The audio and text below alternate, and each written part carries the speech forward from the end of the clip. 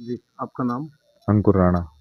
अंकुर जी, ये बताइए कि आपने जो है मकानों पे आप गली में जहाँ बैठे हुए हैं, एक भाजपा नेता से त्रस्त होकर पलायन की बात लिखी गई है, पोस्टर लगाए गए हैं, क्या है पूरा मामला? कौन है भाजपा नेता? भाजपा नेता हमारे गांव के जो ब्लॉक चरथावल उसके ब्लॉक प्रमुख अक्षय पुंडीर हैं, जो पिछले 2 साल तक हमारे संबंध बहुत अच्छे थे। हम उनको चुनाव भी लड़ाए, तो किन्हीं बातों की वजह से हमारे संबंध खराब हुए, मनमुटाव हुआ।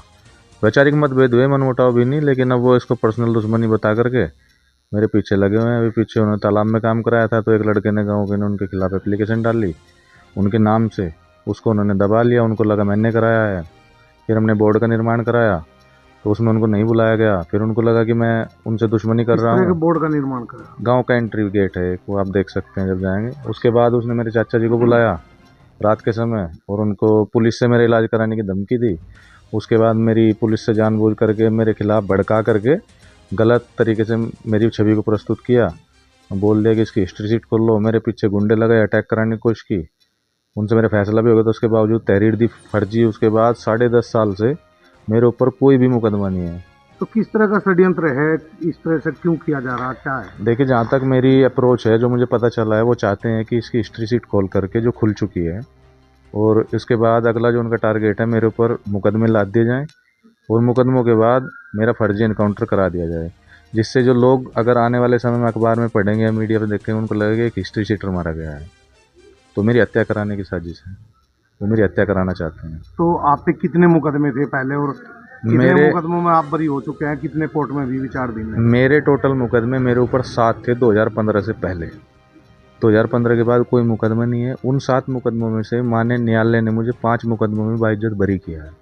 2 मुकदमे विचाराधीन है, जो लगभग 2 या 3 महीने के अंदर मैं ख़त्म कर दूंगा। तो 2 मुकदमों पे जो है आपकी एचएस खोल दी गई। एचएस खोल दी गई है, और ये भी मतलब एक जांच का विषय होना चाहिए कि मतलब ऐसा मैंने सुना है कि लो है कि 10 मुकदमे अगर ना हो तो एचएस नहीं खोली जा सकती।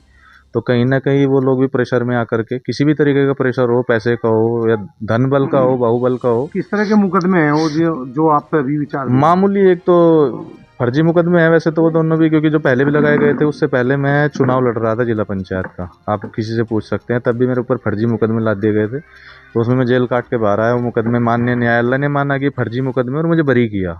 उनके सर्टिफाइड कॉपियाँ मेरे पास हैं। और ये जो मुकदमे हैं फिलहाल, एक तो चोरी का मान लीजिए आप, 392 है, और एक मामला मारपीट का है। बस ये मुकदमे, इसमें कोई कितने हिस्ट्री। लंबे समय से मुकदमे चल रही है? ये 2015 के मुकदमे हैं। ये भी 7 मुकदमे थे ना टोटल, तो 5 में बरी कर चुका, क्योंकि आपको पता है न्यायालय की थोड़ी कार्रवाई में थोड़ा समय लगता है।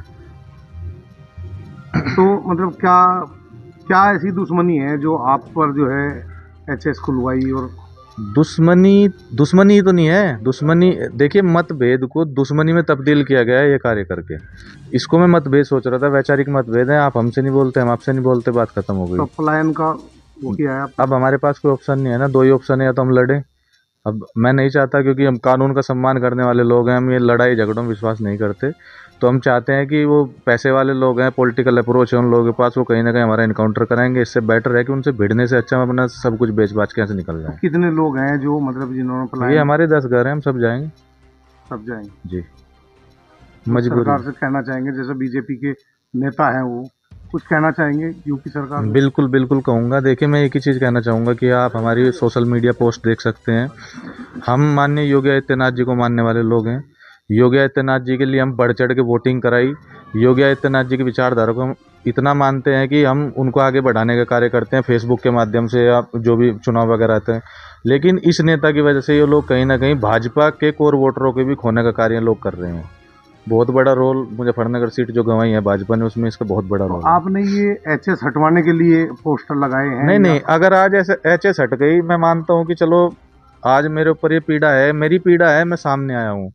अभी बहुत सारे ग्राम प्रधान ऐसे हैं जिनकी यही पीड़ा है। ये लोग क्या काम करते हैं, ये लोग पुलिस को यूज कर रहे हैं, किस तरीके से उनके पॉलिटिकल पावर का इस्तेमाल करके किसी के भी खिलाफ मुकदमा दर्ज करा देंगे। इनके बहुत चेले चांटे हैं, जिस चीज़ का मुझे खतरा तो है। और भी लोग गांव में ऐसे पीड़ित हैं? हमारे गांव में बहुत है, लेकिन कह नहीं पाएगा कोई भी, क्योंकि कारण? कारण पॉलिटिकल लोग हैं, पॉलिटिकल अप्रोच बहुत मजबूत है, पैसे वाले लोग हैं, और उनके फादर साहब आरएसएस के बड़े लीडर रहे हैं, तो हर कोई नहीं बोल सकता है ना। हमारा मेरा बोलना तो अब मजबूरी ये हुआ है कि अब जान से बढ़कर थोड़ी कुछ है। तो अब जो है गांव छोड़ने का पूरा विचार बिल्कुल कर लिया? बिल्कुल पूरा विचार है, हम पलायन करेंगे। कब तक करें? बस 10 दिन के अंदर अंदर अगर सरकार कोई इस पे कोई एक्शन नहीं लेती तो हमारी मजबूरी है पलायन करना, किस क्योंकि तरह मैं की मरना। मांग है आपकी, क्या? हमारी ये डिमांड है कि जो मेरे ऊपर एचएस की कार्रवाई हुई है, इस कार्रवाई को वापस लिया जाए, या कम से कम इसमें जांच तो की जाए कि ये किसने कराई, क्यों कराई।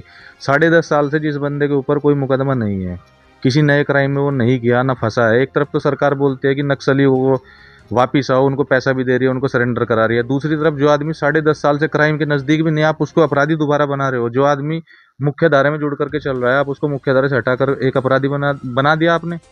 हिस्ट्री शीट का मतलब क्या है? क्या ऐसे नेता के खिलाफ क्या कहना चाहेंगे? देखिए, मैं चाहता हूं कि ये नेता नहीं है, ये राक्षस हैं। ये किसी को भी, ये अपने लिए किसी को भी भक्षण कर सकते हैं लोग। ये हम इनके रात दिन इनके साथ रहने वाले लोग हैं। चुनाव में आप क्षेत्र में किसी से पूछ सकते हैं अंकुर राणे क्या भूमिका रही इनके चुनाव में, लेकिन उसके बावजूद अगर हमारे साथ ऐसा हो सकता है तो मैं सबसे यही कहूँगा कि ये किसी के नहीं हो सकते। 10 दिन के अंदर पे प्लान करें। बिल्कुल पलायन होगा। बाकी ये है कि हमारी समाज की मीटिंग है, अब समाज देखे कि जो डिसीजन लेता है वो डिसीजन होगा, लेकिन हमारा निर्णय अटल है कि हम पलायन करेंगे।